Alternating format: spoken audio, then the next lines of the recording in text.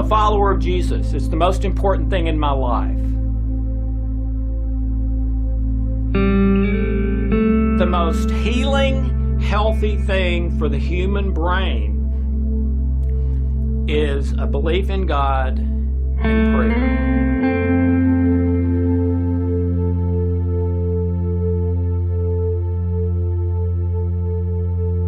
Hi, I'm Dr. Alex Loyd, and welcome to the Spiritual Laws of Nature.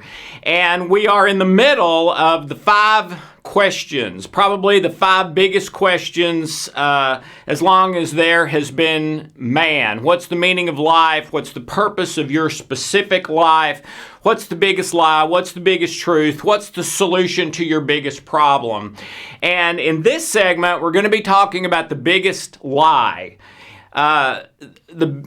The biggest thing out there in this universe that will, and maybe you might even say is designed to keep you from your best life if you believe and buy in and live according to this lie. And this is the teaching for people who believe in Jesus. We have another teaching for anyone and everyone, so you can tell if you're in the right place for you or not. Okay, well, I'm not going to bury the lead. The greatest lie in the history of the world, I believe, at least from one perspective, is that self-interest is the key to your best life. I have a really good friend, very famous friend, who we stay in each other's houses, we eat dinners together, really good friend of mine. And he has written and lectured for years that the secret to life, the key to life is self-interest. That if you just constantly check in with, okay, what do I want the most, and is this going to help me get that or not, and to plan goals that way on what I call the 3-step failure blueprint, which has been the 3-step blueprint for success for the past 75 years around the world, and that is decide what you want, develop a plan to get it, change the plan as needed, and with your willpower, put the plan into action until you get it, and never give up. All right? In self-help, psychology, ministry, in many different fields, philosophy, this has been the blueprint for success, at least by the experts and writers and that sort of thing, okay? Well, the problem with that is that according to industry insiders, this 3-step blueprint has a 97% failure rate. Okay? And I've been told by some of the biggest people in that industry that, our best guess is that 3% would have been successful anyway.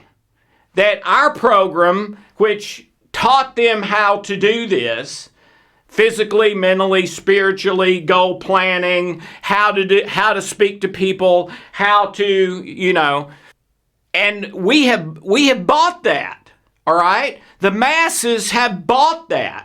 And this is how almost everyone that I've worked with over the last 35 years who was coming to me with some problem in their life, this is how they had been trying to accomplish their best life. And it was not working. This is where I was when my wife Hope, in my 28, when Hope kicked me out of the house. I had not been sitting on the couch eating Twinkies, okay? I'd been reading books. I'd been talking to people wiser than me. I'd been going to success-type training programs. I was putting those things into action with a positive attitude. I mean, I was doing what I thought was the path to success, which was this, and everything in my life was crashing all at the same time. Why? I mean, this makes sense, doesn't it? Yes, I'll answer that. It does make sense. This is how we are supposed to live the first 5, 6, 10, 12 years of life. Depends on the person. Okay, think about it. Think about it. Little 8-year-old Alex is playing in his room on a summer's day, and I hear that sound, the sound of the ice cream truck, okay, in the neighborhood. You know, they turn on that music, and the kids come out like the Pied Piper. And, oh, I love that. You know, it was 2 or 3 in the afternoon, kind of that lull time of the day. And so let's follow this out a little bit, all right, with this 3-step blueprint. Number 1, what do I want? A popsicle. Number 2, plan to get it. So I go to Mom. Mom, the ice cream man is outside on our road. Can I have a nickel? Long time ago. Can I have a nickel for a popsicle? All right. Mom, No, Alex, I'm sorry. It's too close to supper time. We're going to have a big dinner tonight, and I don't want to mess up your supper. Alex, got to revise the plan. So I go back to my room, and I'm thinking, okay, and time is running down because he's only on our street for so long, right? So new plan. Go back to Mom. Hey, Mom, can I have a nickel for a popsicle if I clean up my room? Now, Mom, okay, this is interesting. So Mom says, Alex, if you clean up your room and the playroom, I'll give you a nickel for a popsicle. Alex, great, done deal. All right, so success. My mom gives me the nickel. I go get the popsicle, and everything works great until I'm cleaning those 2 rooms and wishing I hadn't made the deal in the first place later. All right, but this is how we do everything as a child, and if we're not careful, when we become an adult, we just continue with the same plan. Well, what's wrong with that? This is the way everything on planet Earth and in the universe works. These are the physical laws of nature. Gravity, Newton's laws of motion, inertia, etc. Okay? These principles, these rules of how everything works here. All right? These fit that perfectly. So what's the problem? Well, the problem is the first 2 are expectation, and the third one is willpower. Well, what's the problem with that? Dr. Dan Gilbert, Harvard University, wrote a best-selling book called Stumbling into Happiness. Wonderful book. Seems like a wonderful man. Original research on the campus at Harvard, what they found was this, a direct quote, his words, not mine. The conclusion of their study. Expectations are a happiness killer. And if you read the book, it's not just happiness, it's health, it's relationships, it's your career, it's pretty much anything in your life. Why? Because what they found is that as soon, the instant you have a physical or external circumstance as your goal, it puts you in immediately to chronic stress. For how long?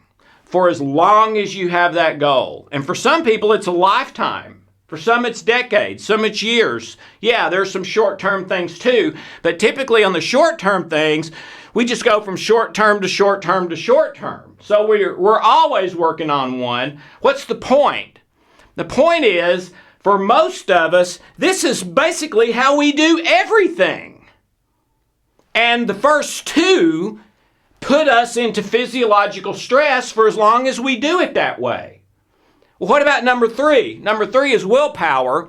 Dr. Bruce Lipton from Stanford Medical School says the odds of being able to be successful at something that you have not already been successful at, in other words, you have tried at least once and not been able to do it, the odds of being able to do that again and be successful by willpower alone are roughly 1,000,000 to 1. And one of the main reasons it's 1,000,000 to 1 is trying to control something and make it happen by willpower that is not completely under your control engages your stress mechanism. For how long? For however long you're trying to control that goal that you don't have complete control over. All right? So, in our plan, really, since the dawn of man, of how to get things done, of how to achieve, of how to accomplish, of how to live our best life, the plan that we tend to use is one that if we were not already in stress, it will put us into stress. Well, from stress comes 95+% of all illness and disease, comes fatigue, comes low energy, comes negative thoughts and feelings, negative chemicals in the body. I mean, basically everything you would write down that you don't want or that would describe failure, that's what this does when you try to accomplish by that. Okay? Why? Why would that be? I believe it's because it violates the spiritual laws of nature. Yeah, it's in harmony with the physical laws, but it violates the spiritual laws. And you cannot violate the spiritual laws of nature without paying for it any more than you can jump off the building not believing in gravity. Well, halfway down, you'll believe in gravity. Well, violating the spiritual laws may not be instant like that. I jump off the roof and break my leg. But it's just as sure over time. And sometimes it is instant with guilt and shame and things like that. All right? So, this plan is really the plan of self-interest, of trying to get my best life by self-interest. If you want to define that a little bit more, I would say it's living your life by I want and trying to get what I want. That when I wake up in the morning, there are a number of things I want to happen today, and I try to make those happen with this 3-step plan. And then there's a number of things I do not want to have happen today, and I try to keep those from happening with the 3-step plan. I believe this is why in 1972, Richard Nixon declared war on cancer. The whole world joined in with America. And ever since, all the great minds of the world have been focused on eradicating cancer. It's gone through the roof. It was number 8 at that time in 1972. The World Health Organization and the United Nations just had a joint press conference where they said for the first time ever it is overtaking heart disease as number 1. But that's not the real news. The real news is that the research indicates in 20 years it will have increased by 50% to epidemic proportions. How can that be when we're so... It's because we keep upping our stress paradigm that we live in. Screen stuff by itself can spike your stress, right? How many murders do you watch every year? It's thousands by the time you're 18. Well, your unconscious doesn't differentiate between what's real and what's imagined. It only differentiates between the amount of adrenaline release. So a murder watched on a movie could become a trauma in you that's sending a signal to your brain and causing stress. All right? Now, less so than if it actually happened because less adrenaline, but still working against you. All right?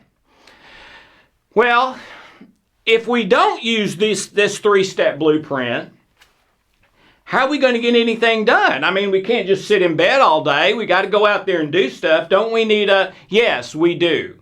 But the first thing we need to get straight is that if your paradigm that you're living under, if your purpose for your best life is self-interest, then you've already pushed the failure button in your own life, because that's what all of that does.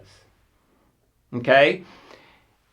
And that is choosing, whether you realize it or not, the fear path instead of the love path. Okay? So how's it so if the fallacy, if the greatest lie is that self-interest is the key to life, the way I can have my best possible life, then what's the truth about that? The truth about it is that you have to give up your self-interest to have your best possible life. You have to give up the wants of the things you want to happen and the things you don't want to happen.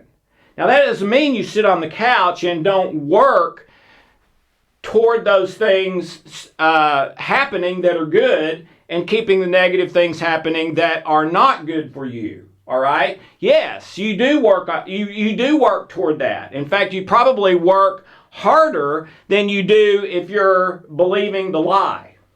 Okay? Because you have more energy. You have positive thoughts, positive feelings, positive action orientation, all of that.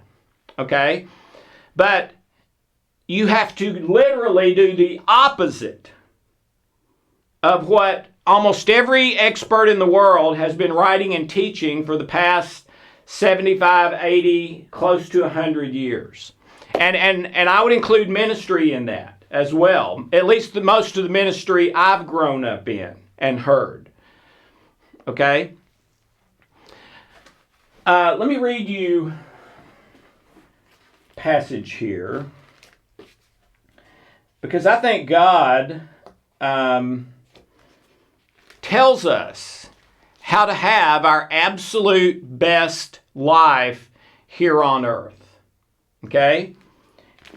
And here it is. And I'm going to start at the end.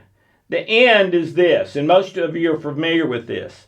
Now, to him who is able to do immeasurably more than all we ask or imagine, according to his power that works within us. That's it. Your best possible life comes from God being in right relationship with God, and God doing immeasurably more than you can ask or even really imagine. And I don't think here in the imagine part, it's necessarily saying that in my fantasy imagination, I can't imagine that. Maybe sometimes that's true too, but I think more to the point, it's when I imagine, okay, things that are in the realm of possibility for me, I would never imagine something that good happening. All right, or that particular thing, or what. I think that is more to the point of what it's saying, is that God, in right relationship, loving relationship with God, the end results of your life, the things you want, don't want, and everything else will be better than you can rationally imagine happening. That's it. That's your best possible life. All right? All right. So here in Ephesians 3, starting with verse 20, he describes what that is and that he's the one that does that. All right? It's a miracle through his power, through his power that is at work within us. Okay? Well, what's our part to make that happen? Let's go back a little bit. This is still Ephesians 3. Let's go to verse 17.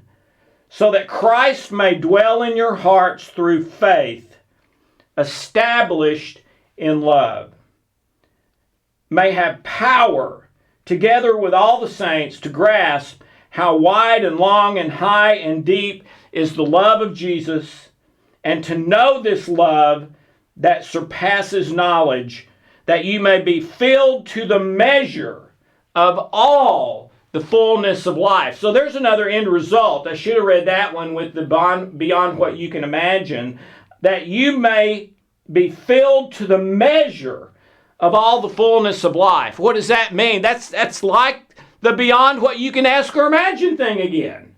The fullness of every area of your life, the best possible for you. Now, we're all called to a different life, okay? I'm not rich, I don't believe, compared to most people. Now, I'm rich compared to what I thought when I was a little kid, all right? But I believe I am a trillionaire when it comes to relationships and family and doing what I love. And as far as my life, I feel beyond my imagination. If you told me I would write best-selling books, I'd have said you're out of your mind. I finished last in my high school class. I failed kindergarten. No way, okay? Well, it has not been me, in my opinion, that's done that. It's been God doing it through me, his power that is at work with me. And I love this thing where it says, it's the love of Jesus in my heart by faith. So it's love that does it. Love is at least part of the miraculous thing. Maybe the Holy Spirit's another part, but love is part of the miraculous power of God that is at work in me, that gives me my life to the fullest and beyond what I can ask or imagine. And that love it describes as the love that is beyond knowledge. What does that mean? It means it's beyond words. You just can't even describe it. I don't have words for it. Okay? Well, most of us try to live our life, our best life, through logic, knowledge, things like that. This three-step blueprint is totally logical. So this is a knowledge-based blueprint that has a 97% failure rate. And again, I believe it's because it violates the spiritual laws. And you can't do that and get away with it. See, once we get to 8, 10, 12, whatever it is for you, then we're supposed to choose to quit living by this paradigm and start living by love in the present moment,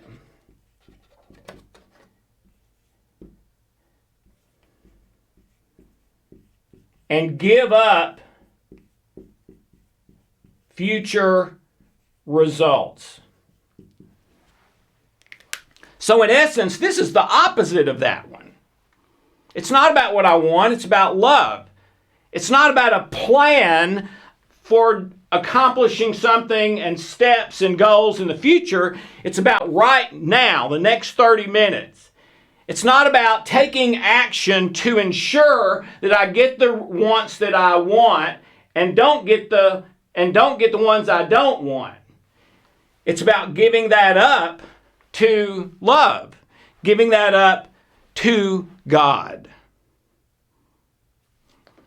A couple other passages that I think are especially relevant to this. John 10:10. I have come that you may have life and have it to the full. Jeremiah 29:11. And this is God talking. I know my plans for you and that they are good. And that's not you as in all of us in one lump. It is that, but it's also you individually, your one specific life. I know my plans for you and they are good. So, what is it for me to do? That's John 10:10. I have come that you may have life and have it to the full. But it's my choice. Why? Why would he leave something that important to an idiot like me? Well, because it's all about love. And if you eliminate the choice to not love, you've eliminated love. There has to be a choice to not love. And this is it. All right? Seek pleasure, avoid pain, action, reaction, stimulus, response. That is this plan, and it's the way everything in nature works. But when we get to the time when we know right from wrong, we understand kind of what love is, joy, peace, fear, what's true, what's not true, that it's wrong to tell a lie, it's wrong to steal. You know, once we get to that place in our life, we are supposed to choose life. We're supposed to choose love, even if it means more pain for me instead of less, even if it means less pleasure for me instead of more. I'm supposed to choose love. Okay? But this lie that 97% of the world, approximately, buys into and lives is so strong in us that seek pleasure, avoid pain is one of our very strongest mechanisms, part of our survival instincts. It's why if as a little kid you put your hand on the eye of the stove and get burned, you will never do it again. All right? That's part of this system. It's the time we're most likely to die by accident. Okay? So these years are to build up a knowledge base of right and wrong, pain, what's good, what's not, what's painful, what is pleasurable, etc. But then, once we get to that place in our life where we understand all that, we are to choose what is right and best for all concerned in the situation, regardless if it means more or less pain for me, or more of what I want, or less of what I want. Regardless of those, I'm supposed to choose love. And we all know that. Yeah, maybe use the word what is right, what is best, and not just for me, for everyone concerned. And we all have that built into us. I believe our conscience is a lot of that. We know, okay, this works out great for me, but it is horrible for this guy. Well, there's a voice in me that says, no, that's not the solution then. It's not right to hurt someone else. Not right. All right? This is what we believe, even if we don't have the words for it all the time, is right. What is in love, what is in truth, what is win-win-win for everyone concerned, regardless of my self-interest, pain, pleasure, etc., or not. Well, when I choose this, and by the way, you can't fool your unconscious mind. Your unconscious mind, even if you say, okay, I choose the love path, but you don't really mean it way down deep. Or you really mean it now, but if it doesn't work in like 40 or 60 days for you to get what you want and not get what you don't want, you're out of here and right back over here. So you'll test it, but you're not going to commit to it, period. Your unconscious knows that. That's probably not going to do you any good. All right? But if you ever truly commit to God, to Jesus, to love, then the stress goes away. The brain turns the stress mechanism off and turns the love-based chemicals, the love-based hormones, positive thoughts, positive feelings, more creativity. I'm literally smarter in my IQ, etc., etc. Have more energy, am naturally positive, sleep better, get sick less. I mean, this is how our body and mind work best. If we are living with this as our paradigm, we're in a state of physiological stress almost constantly, and we start malfunctioning and malfunction over and over and over. Okay? So, the biggest lie on the planet is self-interest as a way to live to get your best life. In fact, it's pretty much the opposite. You have to give up your self-interest to God, to Jesus, to love, in order to get the fullness of life and what is beyond what you can ask or imagine. Now, in my experience, even church teaches this. Now, they will say it's all about love. They will say it's all about my relationship with God, and then they go on to tell you how you work hard to earn it. And if you don't work hard to earn it, you're not doing it right. Okay? Well, that's this blueprint, not this one.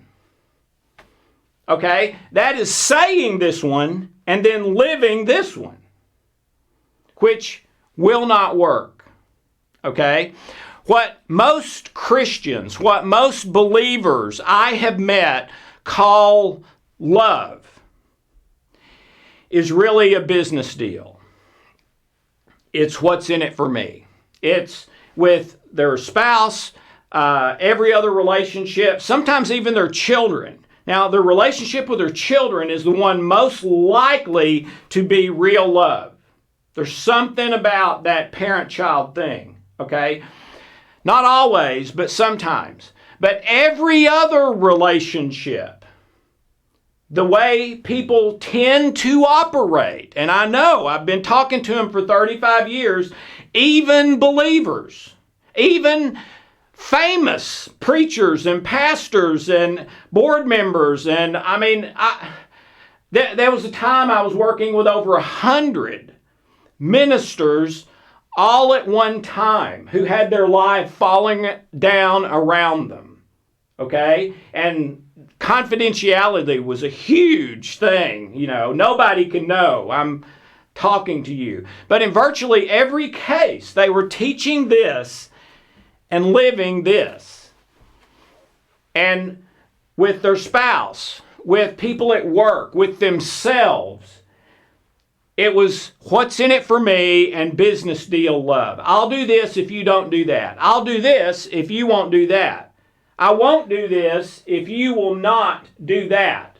Okay, let's sign our names. And now neither one of us are real thrilled about it, but it was a compromise we both can live with. And in fact, that kind of Christian counseling became hugely popular about 25 years ago. Still is today, but it's declined some, where the whole thing is basically we get together, two people who don't like each other much or are about to get divorced, and we do a business deal and put it down on paper and sign it. Well, the research, like following those relationships for 10, 15, 20 years, was not what most people thought it would be. It's that the business deal made it worse. Why? Because we're not supposed to live by a business deal. That's over here. That's seek pleasure, avoid pain. That's self-interest. We're supposed to give sacrificially, all in, nothing held back, no plan B, with kindness and generosity, and willing to go through any pain or suffering with you or for you, with no expiration date, no matter what. Whether I get what I want or whether I get what I don't want, whether it's pleasure or whether it's pain, I'm all in. I probably had clients or people that I've worked with over the last 35 years who not only taught that but lived that. I could probably count those people on my two hands. Probably 10 or less out of thousands. And people that are on TV and people who are lauded as the expert, one of the top experts in the world on this. And behind the scenes, their life was here, full of stress, usually health problems, own marriage about to break up, etc. Okay?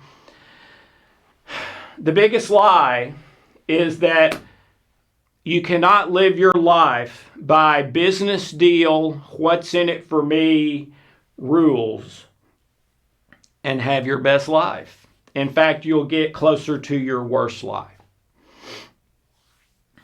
However, if you give that up, choose over here, really, from the heart, I'm all in forever, not just going to test it and see if I get, really when you're testing it, you're testing it to see if I get more pain, more pleasure and less pain over here, and more of what I want and less of what I don't want over here. You're really just applying all the same rules, but trying a different tack because this one doesn't work.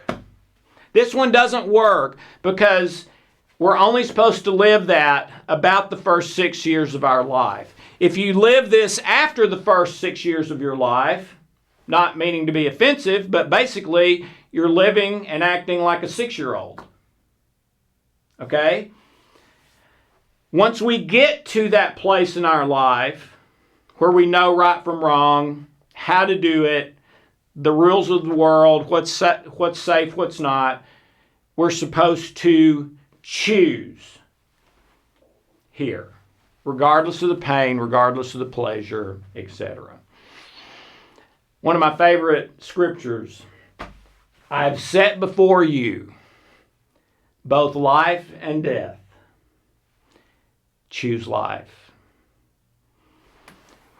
Once you're past 6, 8, 10, 12 years old, this is the blueprint for death. This is the fear response in the body. This is the blueprint for life. For the fullness of life, as God put it, and beyond what you can ask or imagine. Your best possible life. So, don't buy the lie.